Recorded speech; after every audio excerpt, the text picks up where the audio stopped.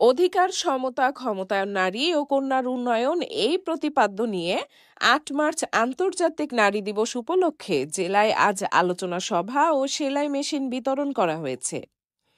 এই উপলক্ষে আজ শনিবার সকাল ১১টায় জেলা প্রশাসকের সম্মেলন কক্ষে জেলা প্রশাসন, মহিলা বিষয়ক অধিদপ্তর ও জাতীয় মহিলা সংস্থার যৌথ উদ্যোগে এক আলোচনা সভা অনুষ্ঠিত হয়।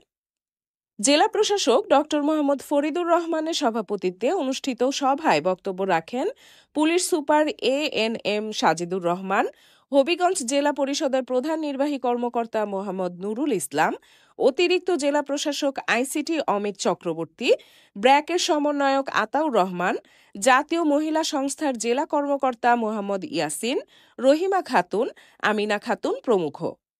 শুরুতেই স্বাগত বক্তব্য রাখেন জেলা মহিলা বিষয়ক অধিদপ্তরের উপপরিচালক রুমানা আক্তার। অনুষ্ঠান শেষে জেলার বিভিন্ন স্থানে ৮ জন নারীকে সেলাই মেশিন প্রদান করা হয়। জেলা প্রশাসক মোহাম্মদ ফরিদুর রহমান বলেন, আজকের নারীরা অনেক উঁচুতে স্থান করে নিয়েছে। তারা DC, SP, রাজনৈতিক নেতা হতে পারছে। তাদের মেধা ও দক্ষতায় তা সম্ভব হয়েছে। এই জন্য শিক্ষার বিকল্প নেই।